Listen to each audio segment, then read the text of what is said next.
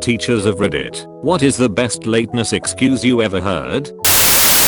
I teach at a university, but this was from my high school years. My sister had just gotten her learner's permit that week and was driving to school for the first time, with me riding shotgun, required licensed 18-year family member etc. We came up to a very sharp intersection, something like a 135-degree hairpin turn, and the light turned yellow. My sister asked me what to do, and I said to stop for it, not liking the odds of a complete noob driver trying to do that turn at speed with me on the outside. She stopped quickly. The Mercedes behind us didn't. Everyone except the Mercedes was okay, but it snarled traffic up pretty badly for a while.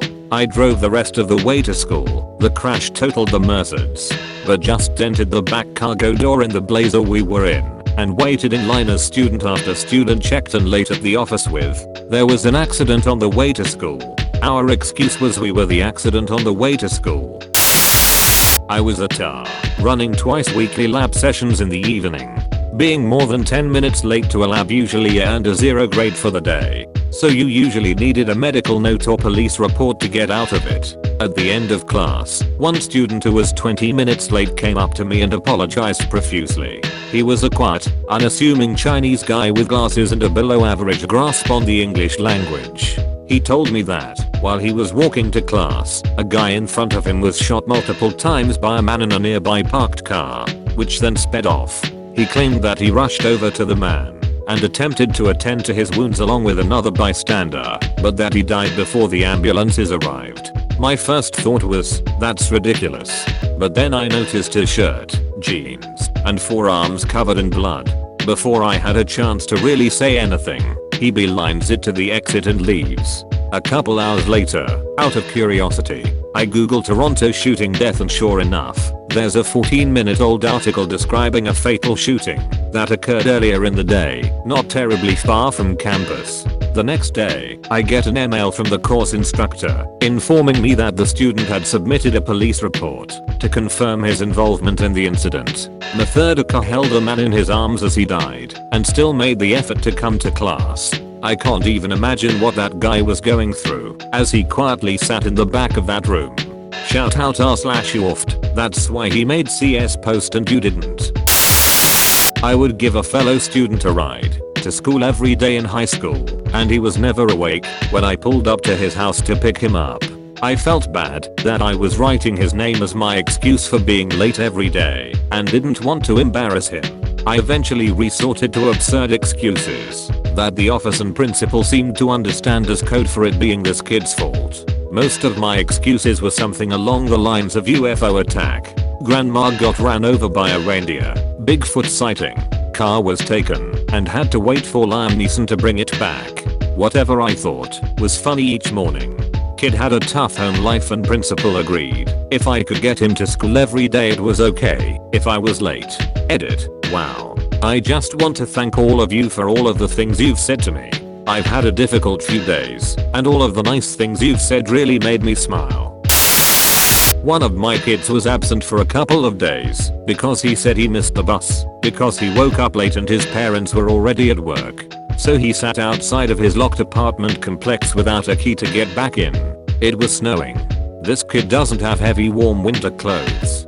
That was my first year of teaching in an inner city public school. The heartbreak doesn't stop. I had another kid who frequently didn't show up because my mom is lazy. She doesn't feel like getting up in time. So I sleep late and miss the bus, so we stay home. I've also gotten worse ones. Like it turned out the kid had missed school or been late because he was being punished by getting locked in the basement with the lights off. Or another student who was late because her abusive dad, abusive to mom, was trying to make up to the kids by taking them to buy toys instead of driving them to school. We have a door-to-door bus service for each kid, but sometimes the bus misses kids, especially at the beginning of the year. And because parents work early and might lock the door after the kid is already sitting outside waiting, the kid just sits around all day, alone. Not a teacher, and this story might not fit here, but I feel it needs to be told. My HS only had 4 classes a day, so they were very long.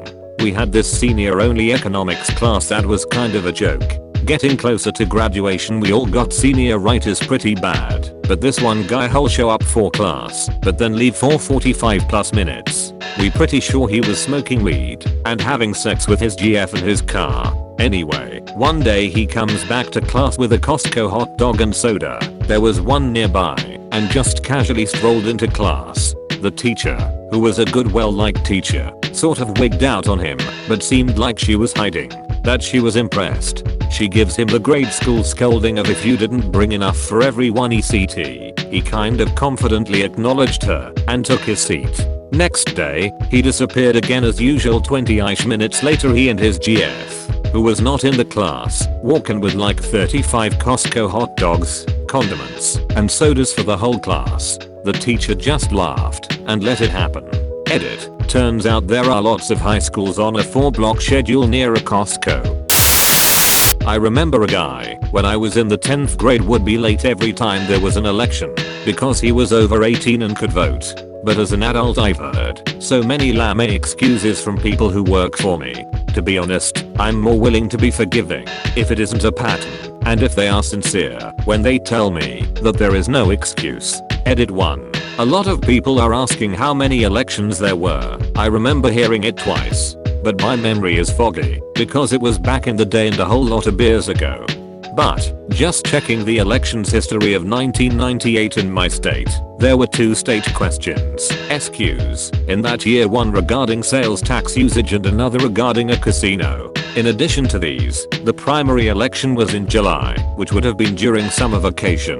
The runoff elections in August and the state election in November. So in theory, he could have voted 5 times that year alone. But again, I remember hearing it twice, and it was probably the ones in August and November. I had a small regular close-knit study group for my Latin classes. One of the members stopped showing up. To study group. To class. To tests. To anything. Nobody could get a hold of her for about 2 weeks. One day she shows up to class a bit flustered, just after we'd finished a major exam, and everybody's wondering if this professor is just going to ducking destroy her. Nope. He says, "Hey, where have you been?